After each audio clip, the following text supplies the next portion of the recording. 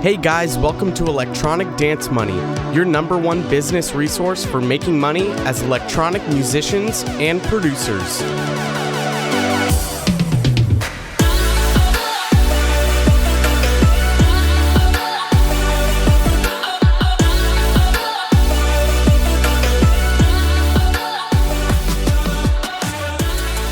Hey everyone, welcome back to a brand new episode of Electronic Dance Money. I'm your host, Christian. We're going to be hanging out talking about some Instagram engagement or just engagement in general, social media, but really focusing more so on Instagram. In the past few episodes ago, we talked about social media reach, whether you should be focusing on just one platform or multiple platforms, and really how to reach a bigger audience and start to get some of those eyeballs on you.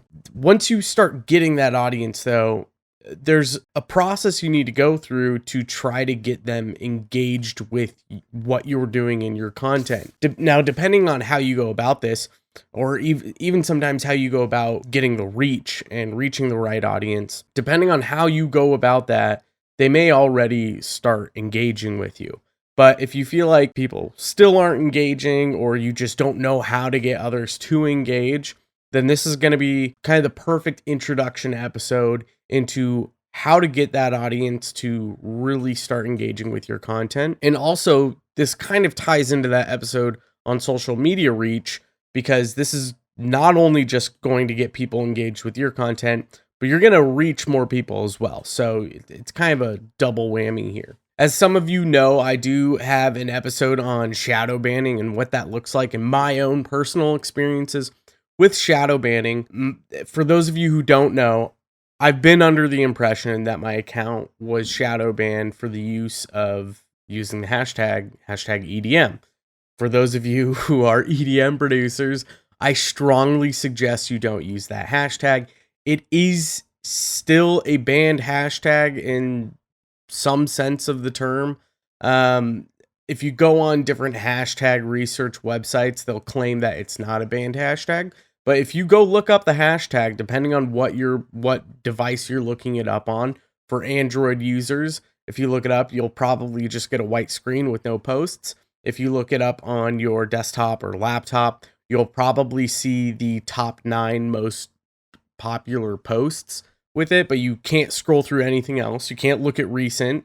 For iPhone users, I'm assuming it's the same as if you look it up on desktop, but I'm not 100% sure. I don't know if they see similar things that Android users see, but I don't think so. Now, it was back in 2015 that Instagram ended up banning that hashtag. The reason why they ended up banning it is because people were using the hashtag to go against their terms and conditions with nudity on the platform, which is kind of ironic, because there's a lot more other stuff they should probably focus on with nudity, and I don't see that anymore. It's a bit ridiculous. Why they can't just ban the content and have an algorithm ban it, I don't know, but it's kind of gone unnoticed. They haven't done anything to fix it. I used that hashtag so much without knowing that there was an issue with the hashtag that I was under the impression that my account ended up getting flagged by Instagram, by the algorithm, and they stopped showing my posts to people through hashtags and all sorts of different stuff. I did an entire episode on this, so if you want to hear more about my story and about that issue, you can go listen to it. I'll have it in the show notes. But recently, when I found this out just a couple months ago, I said, okay, let me see what I can do to try to fix my account, because it's been years and I haven't really done anything to try to fix it. Recently, I've tried stuff in the past. So I went through and I spent a couple of hours just mass deleting a bunch of posts using that hashtag. And I was under the impression, well, maybe if I delete these, this will help revive my account and we'll see what happens. So I did that, and I didn't really notice many changes. I've also been doing this playlisting, weekly playlisting, and tagging artists and record labels, which has helped a lot with my engagement. But more so recently, I've been noticing that I'm actually starting to reach people with hashtags that I never was before. Whenever I would use these hashtags, I would never show up for people. I would never reach accounts that aren't following me. So I would suspect that there's a combination of things going on with my account right now that is starting to revive it. Now, I don't know if deleting the post did anything. It's possible that it did, but I'm not sure. I didn't test that well enough. Maybe I should have let that sit for a few weeks and just test it out and see if that actually revives it and I start reaching people that don't follow me. But I didn't want to sit around not starting this new Instagram strategy that it's not something I came up with. It's through a lot of research that I decided to go about this, but I felt like I needed to keep making moves on Instagram to try to grow my account and whatnot. So I'd like to talk about this strategy with you because it's actually created so much more engagement for my account, my posts, and it's opened up a lot of opportunities. So I want you guys to know what I've been doing and see if you can start applying this. And I really think it's going to help with a lot of your engagement and reaching people that you never reached before. So let's talk about these 3 specific steps that are involved with increasing your engagement on your social media accounts, more specifically for Instagram. But I would not be surprised if this translates into other social media algorithms and platforms. In the past, we've discussed what is so important with social media algorithms, and the main takeaway for a lot of this stuff is that social media algorithms, social media platforms, they want you to keep users on their website. So if you keep users engaged on their website, you keep them engaged with your profile, or you're not sending them to links to go off of the social media platform, the algorithm is going to favor you over the others that are sending people through a YouTube link or a different social media platform link. Now, with that in mind, it's important to understand that they want you to stay engaged on the platform as well. The more you stay engaged, the more they are going to favor you in whatever the algorithm is actually doing. And this brings us to kind of the first step in increasing your engagement on social media sites. And I think we've mentioned this in the past before, but specifically engage with the community that you're trying to be a part of. I know we've briefly mentioned this, but it is way more significant than you could possibly think. If you are trying to grow an audience, you're trying to grow a fan base, and when you make a social media post, you want people to follow through with your call to action. So if you want them to stream your track on Spotify and that link is in your bio, you tell people on a post to go to that link. Most people are going to ignore that, especially if you're not engaging with their content or the community that they're involved with. If all your strategy is on social media is to get people to follow you and look at your profile, everyone's going to ignore you. No one wants to fucking pay attention to you. No one cares. That may become a little bit different as you get bigger. If you start getting more streams, people might just happen to follow you on social media after finding you on Spotify or a different platform. That might happen. That might be the case. And surely that does happen. However, for most of us, you can't just keep making posts and expecting people to find you. It's the idea that if you build it, they will come. That's not the case. We've talked about that in the past as well. If you build it, people will not come. You need to let people know that you are there, you're engaged, and you're wanting to be a part of the community and better it. Whether that's through music or production or mixing and mastering or whatever it is, you need to be a productive member in that community. Once you start becoming a more productive member in that community and you're engaging with other people's content, that's going to get other people to want to reciprocate the same engagement that you're giving to the community. And this is where Gary Vee's $80 strategy really comes into play. And we've talked about this $80 strategy in the past, but I feel like there's a better way to go about it where as EDM producers, we can adjust the strategy a little bit and start engaging with more people and reach smaller accounts, which a lot of those smaller accounts are more likely to become a super fan of yours if you're engaging with their content. Now, for EDM producers, there's a number of ways to go about this. Let's just briefly talk about the $80 strategy and what that looks like. Basically, what the $80 strategy is you leave 10 comments on the top 10 posts in 9 different hashtags. So this basically equates up to 90 comments, you're leaving your 2 cents. So multiplied by 2, it's $1.80 is kind of what the idea is. You start to rack up a lot of comments engaging in quite a number of communities. Now, these hashtags need to be relevant to you and your brand and what you're doing. And it works. People start noticing your name a lot more who didn't before. You start getting more likes, you start getting engaged, people reply to you, you start replying back. Next thing you know, you're having full conversations and comment threads. A lot of those people will click on your profile, start looking through, go, this is interesting, start following you. Now you can start amassing this audience that starts following you. And since you were engaged with their content, when they see you post something, they're going to want to leave a comment as well because they know that you're engaging with what they're doing.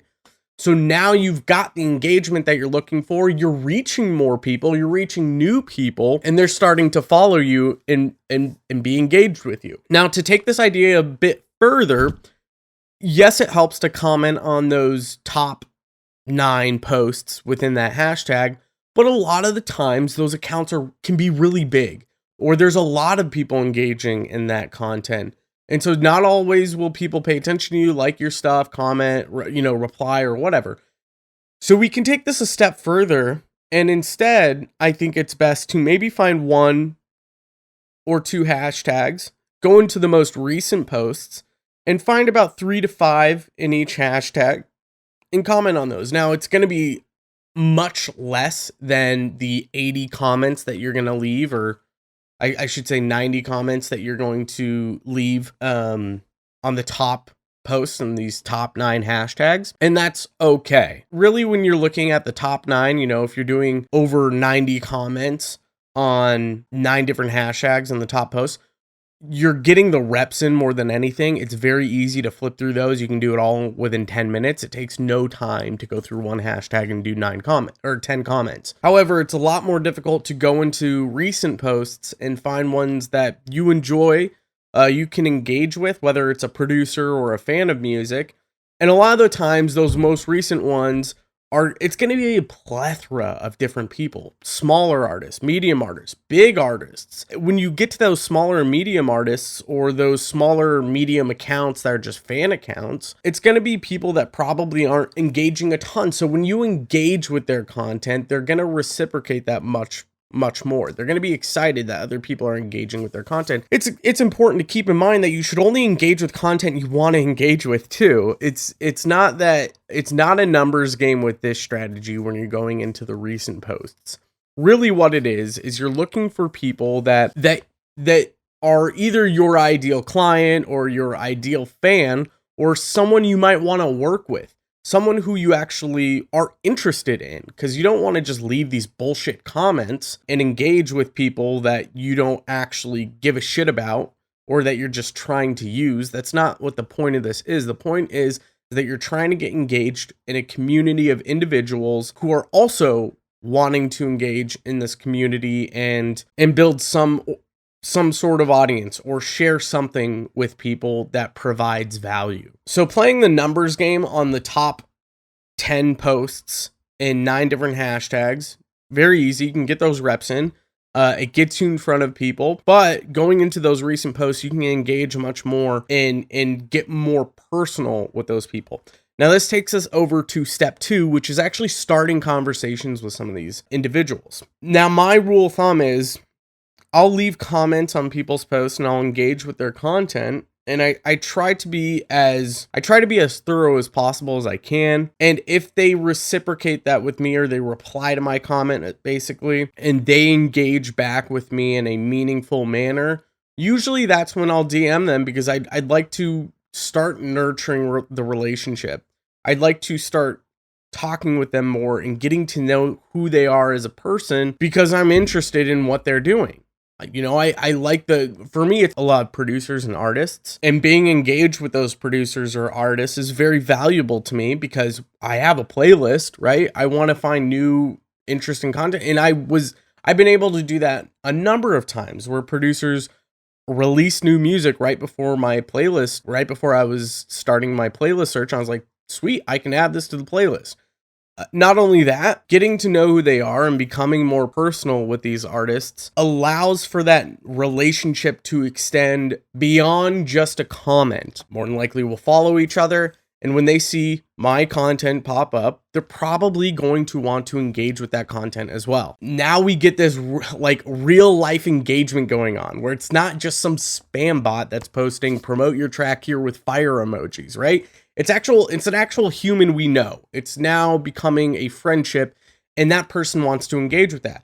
Not only will they just want to engage with that, but they may even want to share that with other people.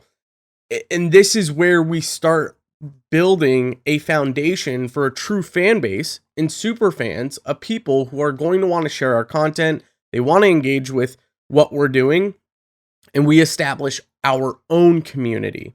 And once we establish our own community, it starts to take off like wildfire. So step one is engaging with your community itself, using that $1.80 strategy and then using the adjusted $1.80 strategy for recent posts. It takes a little bit more time in that, but you might find people that are more willing to want to really engage with you. Step two is going to be starting conversations with those individuals. Step three is something I already mentioned, nurturing those relationships. We've talked about nurturing in the past, but when you nurture a relationship, you just want to try to provide value and be someone there for them that you can talk to and have, again, engaging conversations, one-on-one DM conversations, and then find places where you can stick some value in, because including that value goes a long way for people. Most of you are interested in providing value to people. That's why you're a musician, for the most part. Some people are driven by ego, but you want to share art with the world. That is inherent value. Taking that a step further and providing even more value one-on-one just goes an even a much longer way, right? It makes people really give a shit about who you are because you're willing to help them. As you start nurturing these relationships, people really do give a shit more, right? Once you start to learn who they are, once they start to learn who you are, and it turns into more of a friendship, which ideally is the goal, right? You do want to establish a lot of these relationships with people, especially fans at the beginning, because these are the people who will be sharing your music the most. If you can get a general listener of electronic music to be your fan on Instagram, it's just going to do so much more for you. For producers, a lot of you, like if you're reaching out to other producers, there's so many opportunities if you nurture and establish these relationships with other producers. It could be collabs, it could be record label signings, it could also be playlistings. You could reach their audience if they start sharing your stuff. Like you can swap audiences and share different things that you're promoting on each other's accounts. And this just goes so much further than you could even possibly imagine. So engaging with your community is the start to all of the engagement that you're going to get on your account. If you can start that engagement today, it is going to be the number one thing that changes and switches up your account from being a dead account where you barely reach anyone to now people are engaging with your content. Going deeper into this with engaging with in your community, I suspect that this is something the algorithm actually looks for. They're looking to see if you are engaging with other people, because the minute I started doing this and consistently doing this, engaging with my community, is when my accounts, when I used hashtags, similar hashtags I was using before, actually started reaching legitimate people. My numbers have never looked better than when they first dropped off a couple of years ago. So not only is this going to get those people that you're engaging with engage with your content, but it's going to reach others far more than it would have if all you're doing is posting your content and not engaging at all in others. This is also a really good way of finding new hashtags, because as you start looking through general hashtags, things that you come up with, EDM producer, EDM production, EDM fans, EDM music, those sorts of hashtags or specific genre-based hashtags, you'll see other posts where they are using hashtags you didn't even think of, and there's actually an audience for that hashtag. So it's great hashtag research as well. You'll get a lot of great insight into what you should be using, what you shouldn't use, and different areas where you can find even bigger communities that you can then try to be a part of. That's pretty much it for today's episode, guys. Believe me when I say this is like the number one thing you can do today. It's free, it's easy, it only takes a little bit of time, but engaging with your community is going to give you the engagement that you're seeking and you're hoping to get. Do not sleep on it. Trust me, it's highly effective. I hope to hear some of your guys' stories. Feel free to comment on the post on Instagram or shoot me a DM if this is working for you as you're starting to apply this technique. Can't wait to hear it, guys.